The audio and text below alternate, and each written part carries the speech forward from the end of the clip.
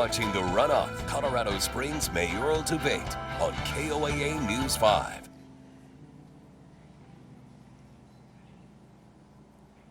Good evening, everyone, and thanks for joining us for our continuing News 5 Election Watch coverage.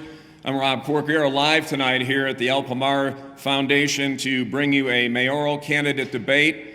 Who is going to run the city of Colorado Springs for the next 4 years? Our candidates, Wayne Williams, Yemi Mobolade. We appreciate them taking the time. Also want to thank our partners tonight, El Pomar, of course, the Colorado Springs Chamber of Commerce, and the Gazette. Ellison Zimmerman, our anchor and political specialist, along with Vince Bizdek with the Gazette, will be asking questions. We have spoken with the candidates prior to set the guidelines and parameters for this evening's debate. Again, ballots have gone out to most homes. If you haven't received yours yet, you need to make sure that you make contact with the city clerk's office. They need to be mailed back by May 9th. Otherwise, it may not count.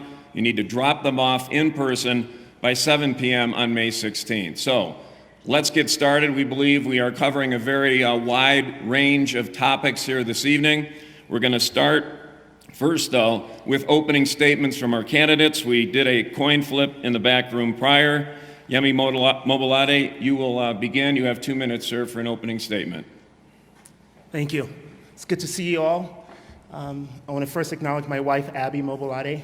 There is no Yemi the candidate without Abby. And to the many city architects that are in this room, I see you and thank you for your work to make Colorado Springs a world-class American city. My name is Yemi Mobolade. I'm running for mayor. I must confess I'm not a politician. That is precisely what makes me qualified for the job. Let me tell you a little bit more about me. Yeah, I'm a husband. I'm a father to 3 young kids. Started 3 businesses. I leveraged that leadership to help other business people as an economic developer. I worked in city government for 3 years. I leveraged my leadership as a small business development administrator to help the many business owners in the city, some of you in this room. I was a pastor for a time. I leveraged that leadership to unite 100 faith traditions together to serve the city. Friends, that's the work I have been doing. As I move around the city, and we've knocked on quite a few doors, probably almost 30,000, and attended about 90 meet and greets. The issues are the same: public safety, our infrastructure, and our economic vitality. Friends, Mr. Williams would tell you that electing me could potentially mean that the city is becoming more like Denver. I hate to break it to you, the data doesn't lie. We're already on that track. The definition of insanity is to do the same things over and over and expect the results to be different. One of the things I appreciate about President Reagan's leadership when he ran for governor of California, when he was accused that you don't have any political experience, he said, precisely, I get to look at the issues with fresh eyes. And friends, that's what you can expect from me as your mayor, to bring my leadership to the office and to look at all our issues with fresh eyes. I ask for your vote. Thank you. Thank you, Mr. Mobolade. Wayne Williams, you have 2 minutes for an opening statement. Thank you, everyone, for participating this evening. I appreciate folks both here in the audience and those watching. And I also do want to thank specifically the sponsors, El Pomar, the Gazette, the Chamber, and Channel 5. Thank you for making time available on your network for this important broadcast. My name is Wayne Williams, and I am running because I want to continue the progress that we have been making as a city. And if you contrast what has happened here, probably the best example, just a couple days ago, the jobless report, or the number of jobs report, came out for the first quarter. Denver lost. The state of Colorado lost jobs, but we in Colorado Springs gained jobs. And there's a difference in the progress and the excitement that is taking place. I've been honored to be part of that excitement, part of that progress, and frankly, part of that innovation. We've looked at issues and addressed them in new and exciting ways. For example, water, where we face some challenges since 70% of our water comes out of the Colorado. As chair of utilities, I worked with farmers in the Arkansas Valley to upgrade their irrigation systems and buy the water that's saved so that we still have agricultural produce coming out of the Arkansas. But we are able to acquire, according to agreement with the Benton County Commissioners, up to 15,000 acre feet, enough for 100,000 people, out of the Arkansas, diversifying our efforts and addressing one of the most challenging issues facing our community. I've done the same thing in the past. As a county commissioner, I helped pull together people from the county, city, and civic groups to establish the Pikes Peak RTA. And then as chair of that RTA, I've made sure that we actually deliver on the promises made. And I appreciate the fact that 79.5% of the people of this community renewed that last fall, because we have delivered on what we said. My name is Wayne Williams. That's the record that I'm running on of actually delivering for our community. I would appreciate the opportunity to have your support. Thank you, Mr. Williams. Let's begin our questioning, and the first has to do with public safety. Allison Zimmerman is going to ask the first question. Allison? Recent reports tell us that crime has fallen 9.3% in Colorado Springs since 2010. That's in contrast to a 45% increase in crime for the state overall. But Colorado Springs also just experienced a record number of homicides and car thefts. Are we on the right track? How do you plan specifically to address concerns of crime in Colorado Springs and public safety in general, including the shortage of police officers and firefighters? This is for Mr. Mobolade. Go ahead. You have two minutes, sir. Yes, thank you. I am a parent of young kids.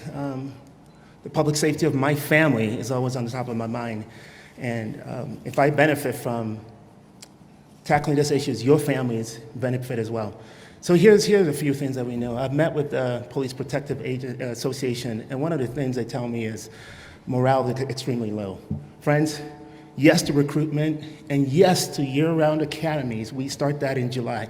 But if we do not close the back door, we are going to be forever recruited. That is just the reality. I'm an employer. I know what it's like to employ people and to create good culture. And there's a cost to the city when we train our police officers and we lose them to other jobs or we lose them to other cities. It's a big cost to our taxpayer dollars. So we are going to improve morale, and I'm going to do it with 3 ways. Number one, we're going to recognize our law enforcement officers for exemplary performance. We have to tell that side of the story, friends. Number 2, training and education. 80% of our law enforcement officers are actually asking for training on de-escalation and to deal with the new public safety realities that we find ourselves, because a lot of it is related to substance abuse and mental health and mental illness. I have seen it firsthand from my ride-along with our fire department and police department. So they are begging our city for more training, and I will give that to them. Number 3, work-life balance. As all the employers in this room know that a lot of the younger generation, that's really important to them. So we have to lean in. We have to lean into some of those asks, because it opens the window for us to recruit many of our younger generation and invite them to this noble cause and this noble profession. So that's how I'm going to tackle some of our public safety realities. Thank you. Thank you. And Mr. Williams, you have 2 minutes, sir. Again, are we on the right track? How do you plan to specifically address concerns about crime in the city, public safety in general? 2 minutes, sir. We are on the right track, but there's more that needs to be done.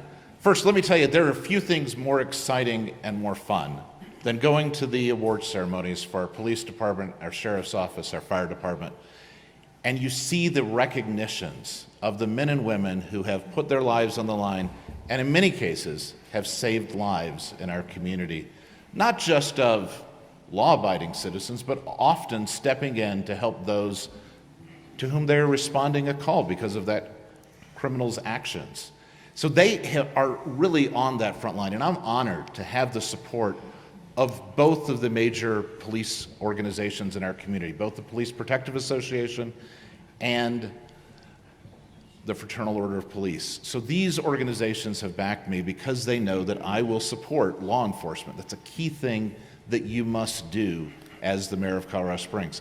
We also have to add additional personnel. So during the time I've been on City Council, we've added 62 new police officers, and we need to continue to adding about 15 to 20 every year as we go forward.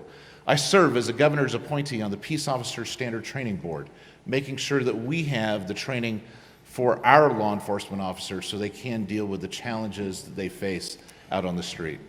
Most importantly, we as a community need to continue to support the men and women who put their lives on the line for us. And so when you see an officer, thank them for their service. I do that. It's important that all of us do that. With our work, we will continue. We also have done a number of other steps with specific responses. So making sure that we have the right tools as we respond to issues. So alternative response teams, thanks to a recommendation from our Law Enforcement Transparency Advisory Commission, and our HOT teams, our homeless outreach teams, are absolutely critical as we expand our services. Want to follow up? Do you have anything you'd like to add, Yes, Mr. sir. Mobolade? You have 1 minute, sir. We're not on the right track. I don't know how 125% increase in homicide is on the right track. I met with a law enforcement officer last week who left last August. The same month he left, 25 officers left that month. Attrition is 10% right now. Mr. Williams, I don't know if you've talked to them. They have told me all their issues. There's opportunity. There's opportunity to improve morale. The weight of the badge is heavy. And I am understanding that as a candidate. And we must support our law enforcement officers. And when we talk about preventing crime, addressing crime, we must also prevent crime, ensure that we provide the economic opportunities as well as the support to ensure that many of our residents don't have to provide go to crime in the first place. Mr. Williams, would you like to comment? You have Sure. a minute, sir. As I said, we are making progress, but there is more to be done. So one of the things we've done is move to that year-round police academy so that we can provide those support, so that we don't tell someone who's a prospective officer it's going to be 4 months before you get to start your job. We work closely, and I have worked closely with the Police Protective Association to address the needs, to make sure our wages are competitive, to make sure that we are recognizing those that need to be recognized, that we are responding as a city and making sure that we take those actions. But there are some challenges that we do need to address. Some of those are in Denver, frankly. And that is with respect to car theft being cited. The challenges of decriminalizing some of these very heinous acts is a challenge for our community. And when you're in a catch and release system, that's something that has to change. We need to reform our fentanyl laws as well. These are things that will help us going forward.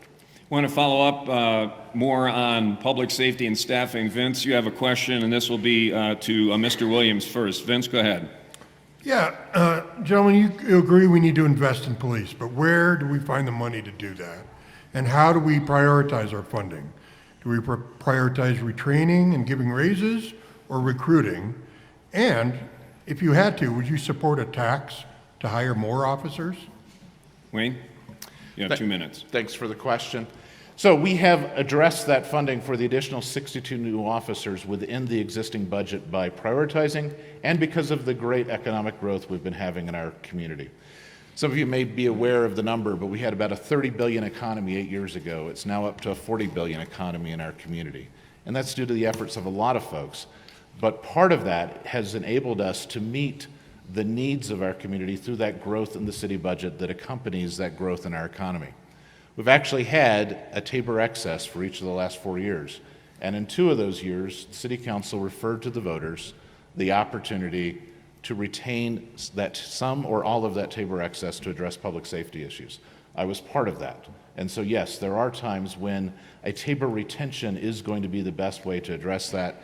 And interestingly, as you had people saying defund the police, City Council referred a public safety funding measure, and 60% of our community said, not only do we want to fund the police, we want to make sure that we will even give up a tax refund to do it. So our community is supportive. It is part of what City Council has done in terms of leading in this area. And as we go forward, these are steps we need to take. One of the other areas we addressed is fire mitigation, another key part of public safety.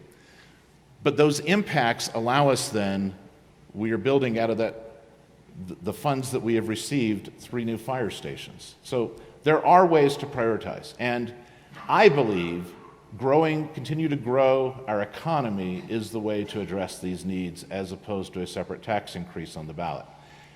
I believe we can do that. We have done that during the time I've been on City Council, and I support us continuing to do that. So thank you very much for the question. And Mr. Mobolade, same question to you, sir. Staffing issues. How do you pay for it? Training, the things you spoke of.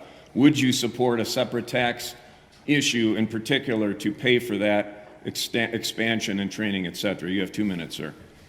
Yes, if necessary. But friends, the reality is we don't have a funding issue Right now, 2023 budget, half of our budget is rightfully so, supports law enforcement and our firefighters. But friends, the real issue, as I've said, is we have a staffing issue, and we have a leadership issue. It's why I have the endorsement of Sheriff Elder and retired former Deputy Chief of Police, Pat Rigdon, because they see leadership and they understand that the direction we're going has to be realigned, has to be changed, because it's not just funding. I mean, we have the funding for 62 new officers. When you talk to the members of the Police Protective Association, they would tell you that they don't even count the current law enforcement officers that are currently in training right now. So they would actually tell you we have a deficit of almost 100 people. And by the way, before that training is over, we may lose some people.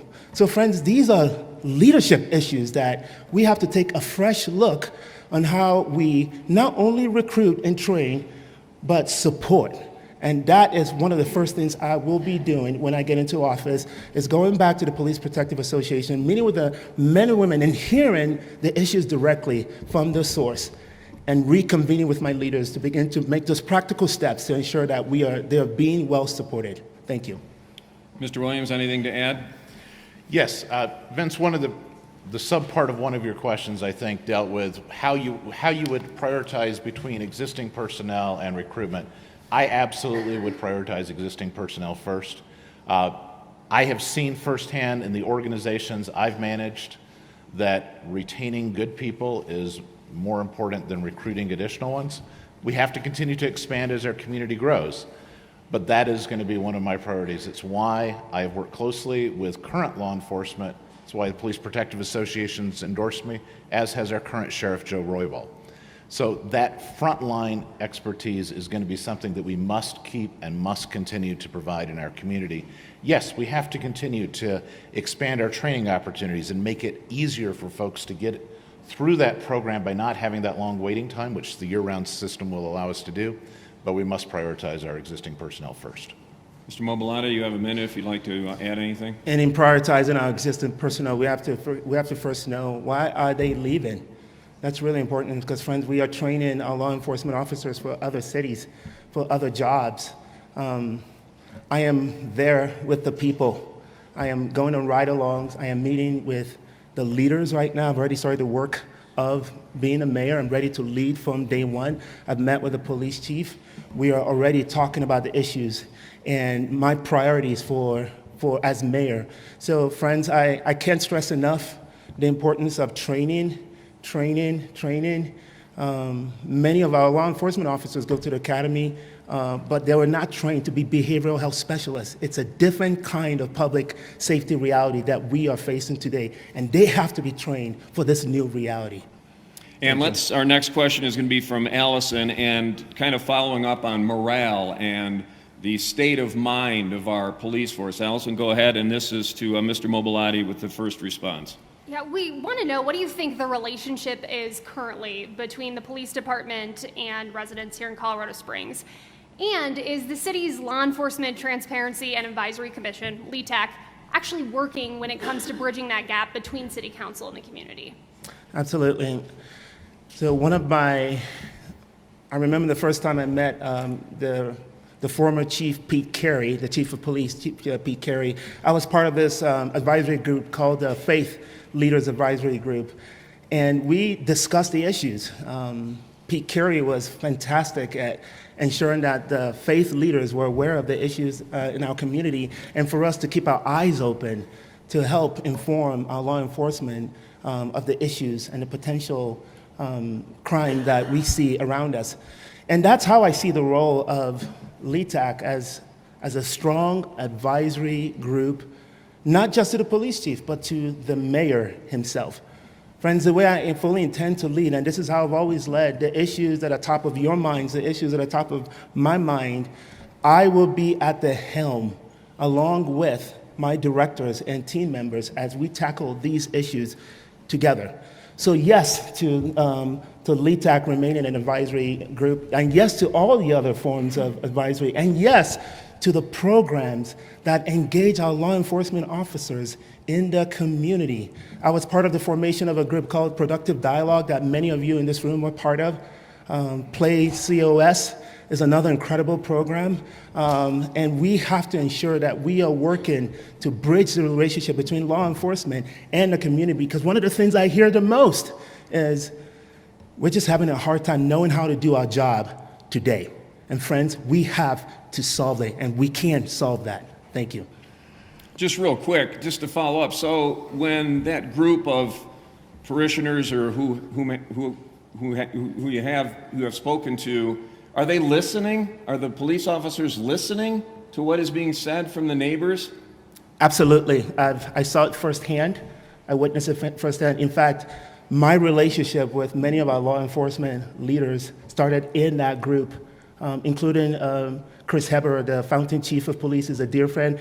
That group was effective, and we can't get back to the effectiveness of the exchange of information between law enforcement officers and the community. Okay, thank you. Mr. Williams, question now to you again from Allison. What relationship currently between Springs PD and residents and Lee TAC? Has it been effective? Is it something this community needs? 2 minutes, sir.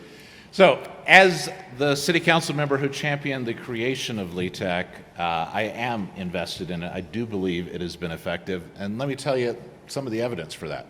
One of the things they came back with was a unanimous recommendation that said we should expand our alternative response teams. Not always do you need just police responding. Sometimes you need mental health professionals or otherwise. And so, listening to that recommendation, City Council worked with the mayor to fund that recommendation to the tune of about $500,000 a year, and that funding continues today. That's an example of where this direct input from the citizen committee, by the way, consisting of a wide variety of folks. Its members included at its start a couple of the leaders of the Black Lives Matter protests. It also included a former Hispanic police chief and the widow of a slain sheriff's deputy. So we're trying to make sure we had that broad background and to have that dialogue. I do believe there's some ways we can make it even more effective. And one of those is, as mayor, I want our police leadership to be more proactive in seeking out input and having that dialogue with LETAC. Mostly they've been reactive, and I think we can improve that. It's one of the things that I've talked with our police officers about, one of the things I'm committed to doing. As we go forward, our community has to be focused on some of these issues, and it's why, as a member of City Council, when I was interviewing our new police chief applicants, I asked some of those questions. And I'm glad and supported the decision of Chief Vasquez, because I think he is going to be more proactive in reaching out to our community, and I think that's part of what the police have to do. It will continue to improve things in our community as we do that. It's absolutely critical that we have those dialogues. I do want to move on to the next question, and I want, Vince, if you could ask this question. I want to just give them a minute each to answer, because I want to move on to some other topics here, but go ahead, Vince. We hear a lot of support for police. Do you support collective bargaining for police officers and firefighters when they are negotiating wages with the city? Wayne, you're first, and you have 1 minute, sir. I've been very clear that I support the ability of people to join a union, but I do not support collective bargaining with the municipal government. There's a number of reasons for that. One of those is that has the possibility of straining our resources and our economy, and it isn't the way that budget should be set. Budget should be set by the city council and the mayor working together, listening and taking input from the local 5 and of the Colorado Springs Professional Firefighters and the Police Protective Association, getting their input. We've done that. We've gone through that process. And even though Local 5 supported another candidate 4 years ago for city council, they recognized my willingness to engage in that dialogue, which is why they've endorsed me in this race. Those are important steps that we have to take and engage in that dialogue, but no, we should not have formal collective bargaining. Mr. Mobolade, 1 minute. Same question, sir. Thank you for that question. First of all, that's not a decision the mayor can make unilaterally. That goes to the voters, and they decide to put that in the city charter. Number two, I fully support the men and women who keep our community safe. The weight of that badge is heavy, and when they put it on, they leave for work, they confront the possibility of danger. So when our first responders are well supported by their mayor, then we're not even having conversations around collective bargaining. And I think that is the core of the issues, is workers' right. So a mayor that supports them, that listens, as I am doing today, not just waiting till June 6th, but right now begin to support them, then we don't even have any conversation.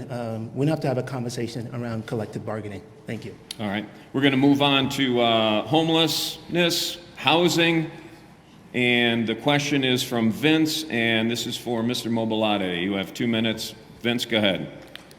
Recent reports tell us we are short 12,000 housing units in our region.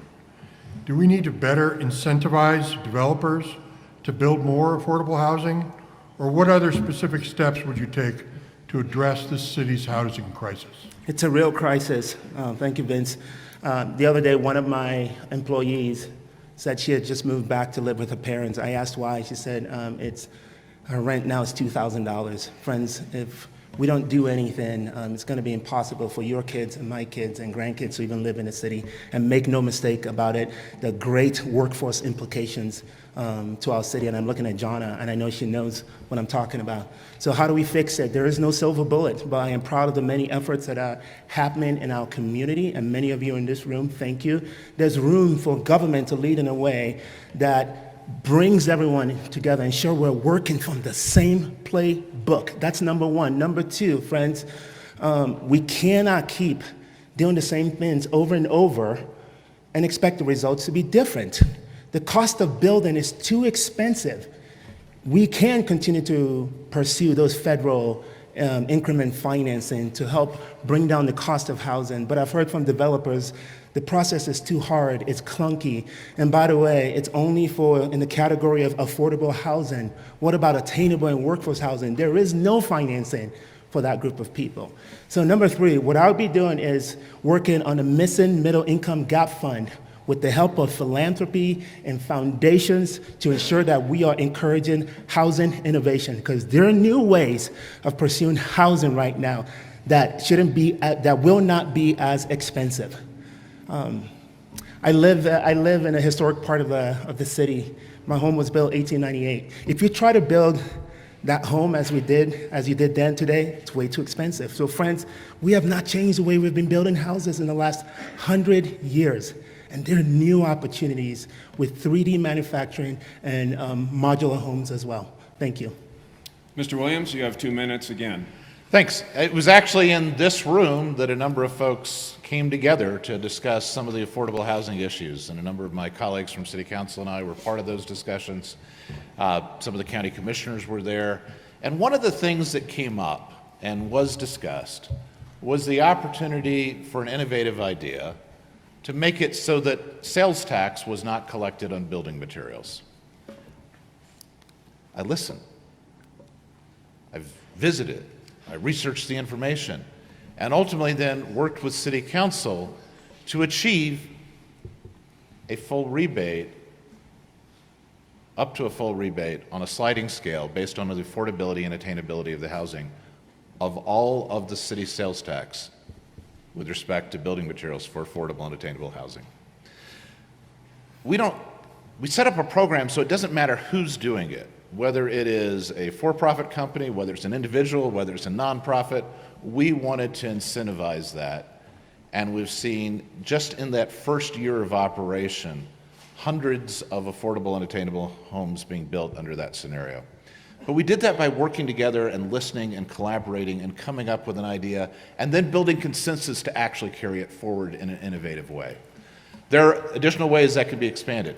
And some of you are thinking, perhaps, I didn't pay a sales tax on my home. That's correct. But the building materials, that $100,000 lumber package, did have a sales tax on it that your builder paid.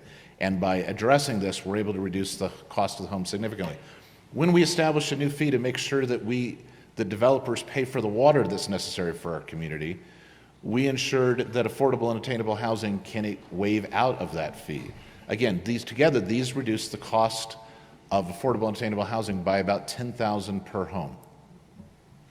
And we want to follow up Vince again on the homelessness issue. Vince, go ahead. I'm going to hand off to Allison to keep us moving here. Okay. Mr. Williams, would you enforce the ban on homeless encampments more aggressively or less aggressively?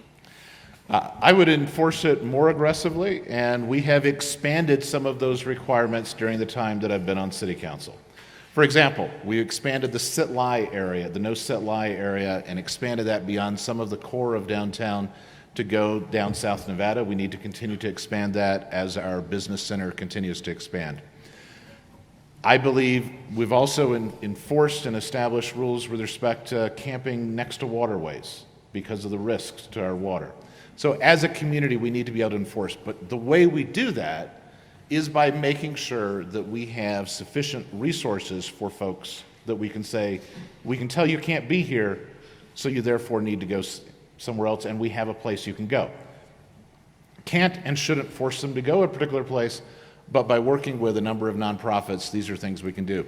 One area that we need to address so that this can be done, I think, at the level it needs to be, which is to work with the Salvation Army for permanent short-term family housing for those experiencing homelessness. Right now, we don't have that on a permanent basis in our community. I've met with the Salvation Army. As mayor, I will champion that and look for ways that we can assist in that process through community development block grants and other methods. Those are some of the things I've done. Let's talk about what we also can do with respect to this, and that is to access Proposition 123 funds. Voters of Colorado voted in Proposition 123. First half fiscal year generated about $178 million that can address homelessness and affordable housing. So that's one of the things that we as a community need to do. We're still waiting for state regulations, but we at the city have been aggressively monitoring and trying to influence those regulations so that we are able to access that, and that is a significant funding source that we can use going forward.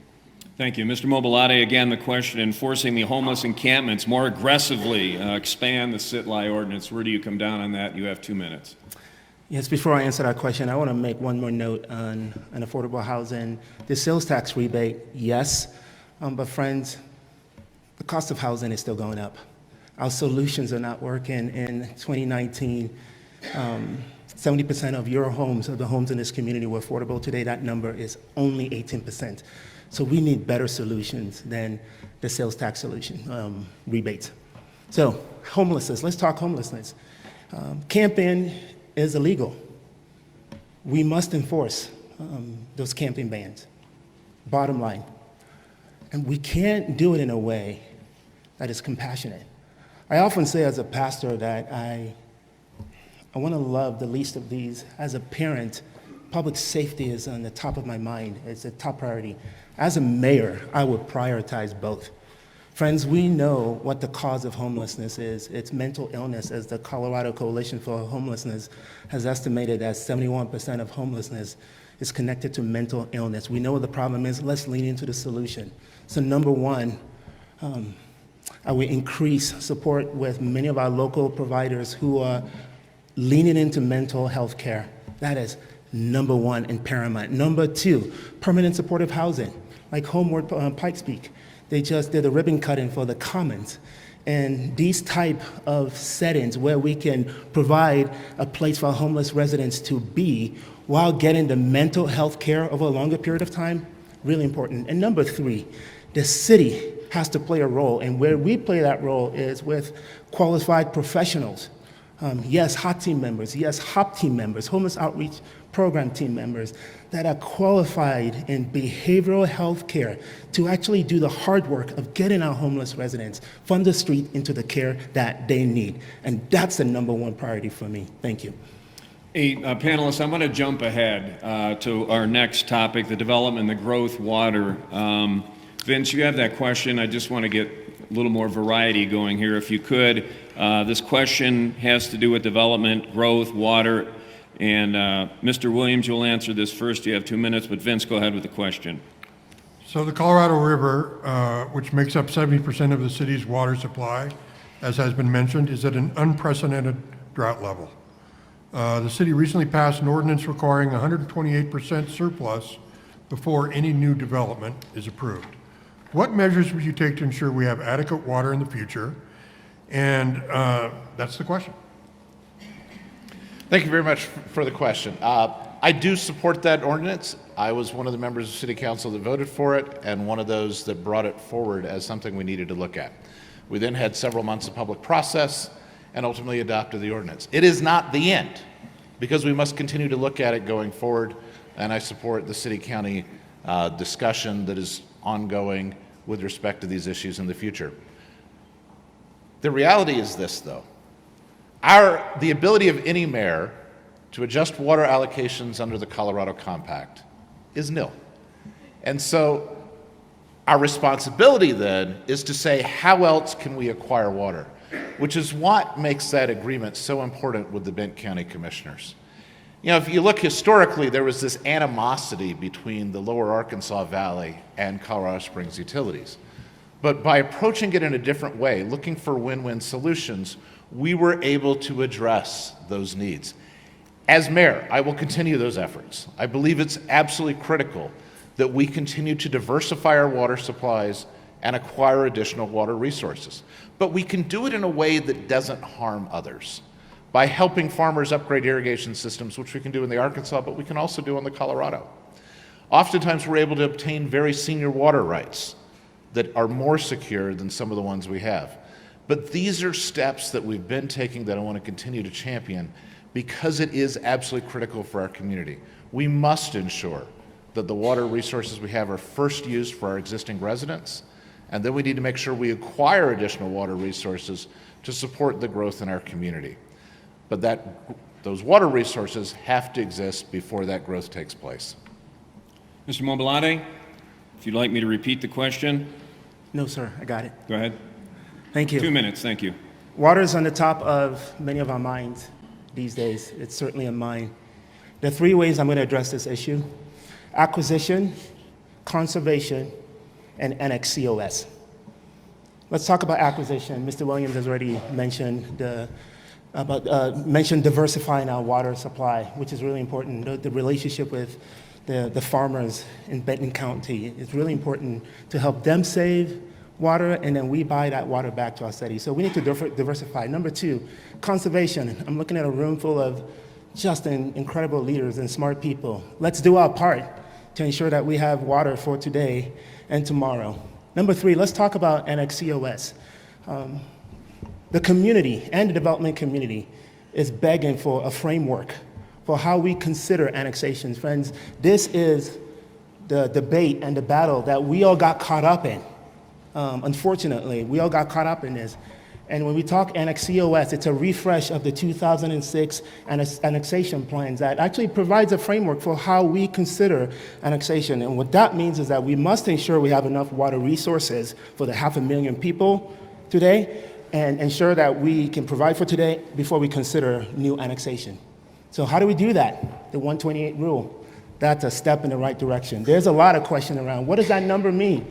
As mayor, I'll be revisiting those criteria and come up with this framework that makes it easy for developers to understand and help us say yes and when to say no. So these are the things I will be doing as mayor. And know that there's a regional plan and regional conversation that needs to be had with the county and our area municipalities, because make no mistake about it, the solution to this issue is not in isolation, it's regional. And that's the leadership I'll be bringing to the mayor's office. And we have a follow-up question from Allison on conservation in particular. Allison? Yeah, so nearby cities like Aurora have even put restrictions on lawns, turf, things like that. Would you put pressure on city council to enact more personal water use restrictions? This is for Mr. Mobolade, and I'm going to just give you a minute on that, sir, if you could. Yes, I believe City Council has some sort of restriction right now that applies in the summer months, 3 days a week, and the exact time that you're allowed to water your yard. That's a step in the right direction, friends. The data shows that our water usage over the last 20 years has remained relatively stable. So there's no need to panic right now. I'm proud of the efforts around with Retool COS, with new development that restricts the amount of turf and encourages more native vegetation. All those things help. And our utilities plan also has a number of solutions that many of us in this room can be implementing. And I hope to be the example in chief to this community of conservation. My wife and I are already having those conversations about how we can even restrict our water usage when it comes to our lawn and such. So, thank you. Thank you. Mr. Williams, you have 1 minute, sir. Colorado Springs Utilities approach things differently than Aurora, and we looked at it as a way to incentivize people to conserve. And we've done that, which is why you've added 100,000 people in our community, and we're using the same amount of water as we did before we added 100,000. So those processes, those incentives are working. And yes, as a member of City Council, I did support and helped enact the changes with respect to new development, because I have no desire ever to go to people with existing lawns to say you must take that up. But I do think it is appropriate to tell folks who are moving into our community, in this area, you have a restriction on the amount of high water turf. And we've adopted that after a thorough discussion with lots of input from the community. And that was the right decision, and I absolutely support what we did. Another development question from Vince, and this is directed first to Mr. Williams. You have 1 minute, Wayne. What do you think should replace Martin Drake when that plant is demolished in the next couple of years? So, I believe we should have a robust public process for those discussions of that about 45 acres. We're going to continue to need some of that space for continued utility distribution. Right now, as you probably read in the Gazette, Vince, we have established 6 new gas turbines in that area, but they have a much smaller footprint. So this gives us an opportunity to do lots of things as a community, and it should be a full community process. There has been a civic group that's been involved in that. I invited them to come to Colorado Springs Utilities and share some of their thoughts.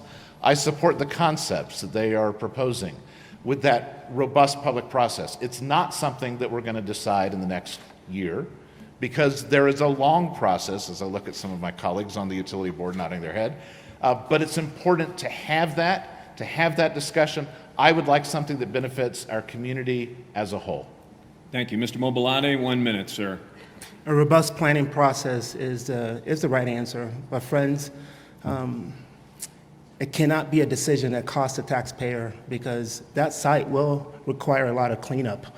So that's important for you to know, that as we consider that property, it's important that it doesn't cost you and I.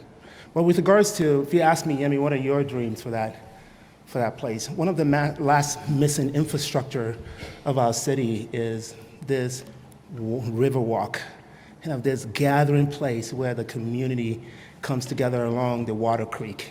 Every great city has this infrastructure. And I believe Lyda Hill is doing some incredible work around that and convening many of you in this room. And part of that project extends to the Drake, and I can't wait to see something like that evolve. But it has to be you. You have to help decide that. And when we come calling, I hope that you say yes to give your input into that project. Thank you. And Allison, the next question, and this is directed first to Mr. Mobolade. Yeah, as the city's energy portfolio does pivot to more renewables like wind and solar, do you think we're going too quickly in that transition, or would you encourage a faster switch to renewables?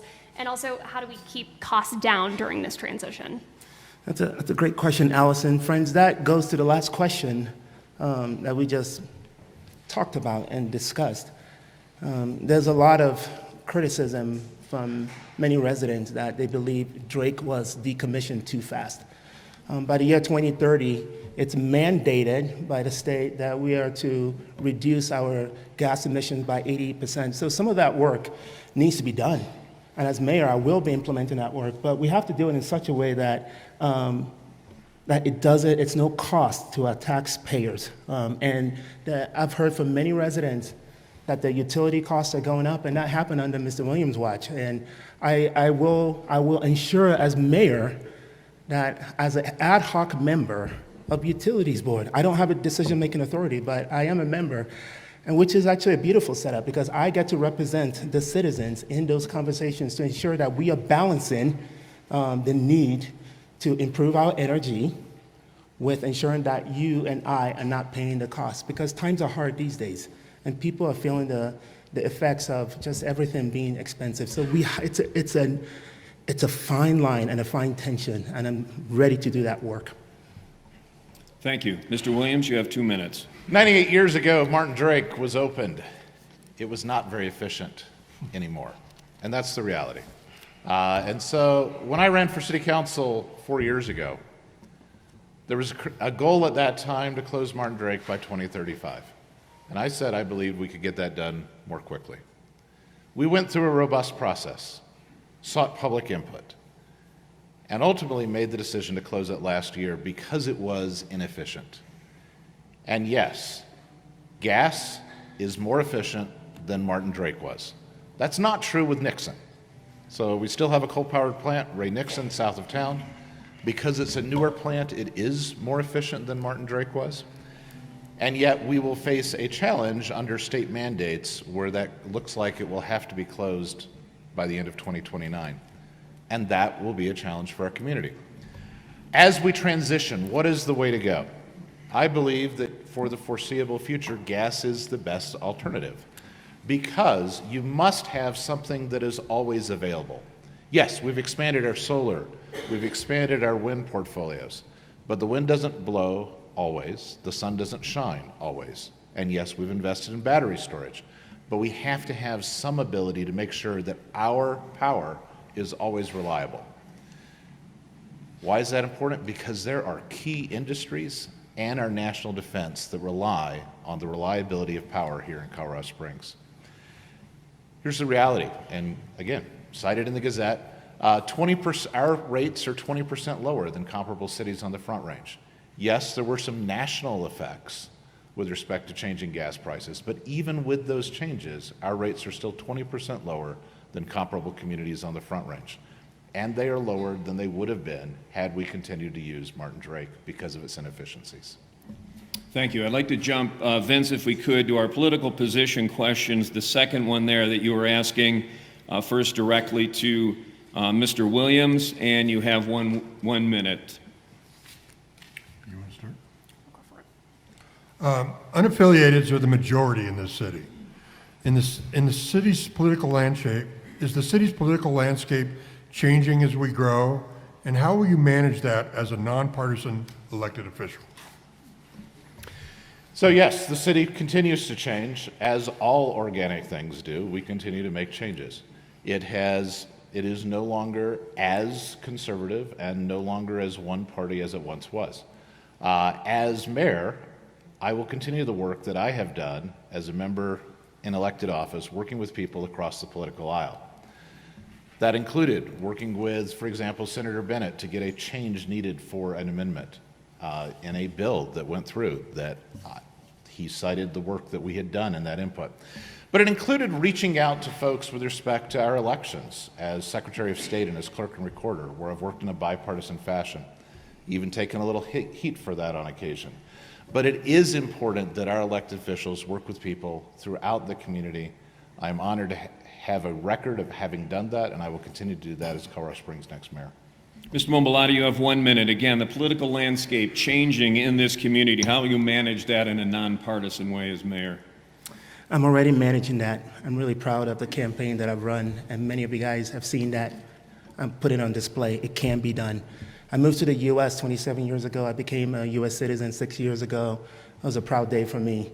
I registered as an unaffiliated. I am one of 48% of us in this city.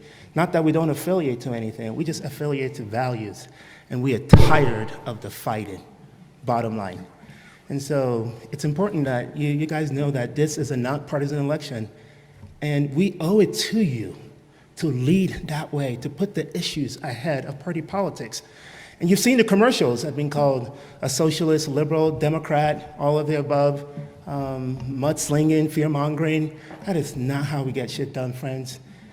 We have to see beyond the party and put your quality of life ahead of party politics. And that's what you can expect from me, from your mayor. That's our next question. Allison, go ahead. Yes, Mr. Mobolade, you brought up the recent campaign ads. Mr. Williams, why do you say Mr. Mobolade is a liberal? And Mr. Mobolade, Expanding on that, do you consider yourself a liberal? First, Mr. Williams, answer the initial question. You've painted Mr. Mobolade as a liberal in those campaign ads. Some of his positions are very left of center. For example, he told the Democratic Party he believes there's a constitutional right to collective bargaining. That's not the case. It's not in any constitution I've ever read, and that advocacy departs from it. He also indicated he supports equal outcomes. I believe that equal opportunities are appropriate, but that government should not weigh its tax dollars on the side of outcomes, but instead of ensuring opportunities exist. So those are some of the things that I believe are different. I also think one of the things that indicates he's talked about leadership, but according to the Gazette, he wouldn't even say who he voted for president. I think part of a leader has to be willing to say where they are in order to lead. Your response, Mr. Mobolade, you have a minute. I'm happy to respond to that. That's, with all due respect to the Gazette, that was an inappropriate question. That's the type of partisan politics that I'm talking about. That's the heart of that question. I attended a Democratic forum. I've attended everything, friends. I was at Fervent Church when Mr. Williams wasn't. It was a far-right conservative group. I was there. I will be a mayor for all people. I've attended Democrat forums, Republican forums, all of the forums, because that's how you lead. A series of yes or no questions. You all know that none of the answers are that easy. Because if I had mentioned no, what was on my mind was law enforcement, our first responders. How do they fit into that equation? So at the end of the day, we stick to the issues and we stick to the policies, and that's what I'm doing. And that's my commitment to you as mayor. The proof is in the pudding. Make no mistake about it. How we lead when we're campaigning is how we're going to lead in the future as mayor. Thank you very much. We're kind of pressed on time here. So I'd like to, if we can, we have one more question on an experience level. And would you like to ask that question, Vince, of Mr. Williams first? Well, I'll certainly go for it. Go for it. Mr. Williams. You have 1 minute, by the way. Yes, you've campaigned on your experience as a city councilman, county commissioner, and secretary of state. Why is that experience an advantage? It's an advantage because I actually have a record of delivering innovative solutions for government. Whether it's the Pikes Peak RTA or the acquisition of water rights in the Arkansas Valley, that record of actually getting stuff done as opposed to just talking about it is a significant difference. I am the only candidate with that elected executive experience. I've got the experience in working with the legislature and getting things through. As Secretary of State, 21 of our 25 bills were successfully passed by the legislature, despite the fact that legislature was divided. That experience matters for our community. It also matters in terms of actually leading an organization. So I have led both the Secretary of State's office and the Clerk and Recorder's office. I've reduced turnover. I've accomplished goals. We've made it easier for citizens to access things. That's why we won the Colorado Nonprofit Impact Award from the Colorado Nonprofit Association. It's that type of leadership that I believe is important for the voters. And Mr. Mobolade, we wanted to turn the question a little bit. Why is your lack of political experience and what you bring to the table from your real life experience give you an advantage? Sir, you have 1 minute. Thank you. My lack of political experience is precisely what makes me qualified for the job. Friends, we've already talked about this being a nonpartisan job. It's a leadership job, bottom line. John Suthers hired me to be the Small Business Development Administrator for Colorado Springs. I have elevated many of our businesses and residential economic security. I've worked in the chamber and EDC. I have started 3 businesses. I know what it's like to write paycheck. I know what it's like for when times to be hard. I haven't spent my career living up the backs of taxpayer dollars and reframing that as leadership. I have done the work. I've been in the nonprofit sector. I've been a pastor. I think I'm doing this well because people relate to my leadership. And that's a leadership I'm bringing to the mayor's office. The Harvard Review calls it triple strength leaders. And the problems of our future require leaders with triple strength in all 3 sectors. And that's what I'll be bringing to the mayor's office. Thank you. Thank you. We're moving along quickly. We're now coming to the time for our closing statement. Wayne Williams, you have 2 minutes, sir. A closing statement, if you will.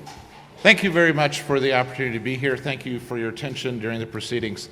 And thank you for exercising your right to vote. I know that there are about 2/3 of our city that didn't, and I would urge you to cast your ballot.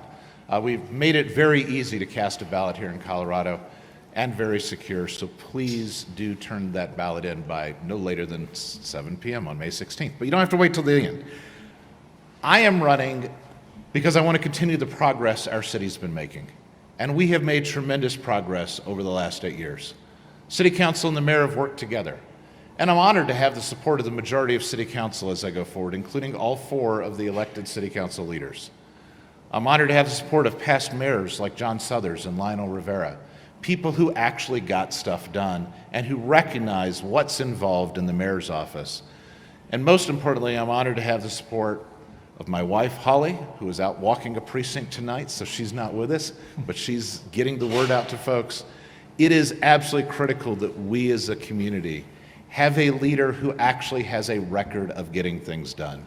I've done that with the Pikes Peak RTA, with the Arkansas agreements, with a host of other things, from putting wait times online at the clerk and recorder's office, to making it easier for businesses to register, and setting up a model that eventually Colorado Springs followed not too long ago with respect to a one-stop website to begin the process of setting up a business.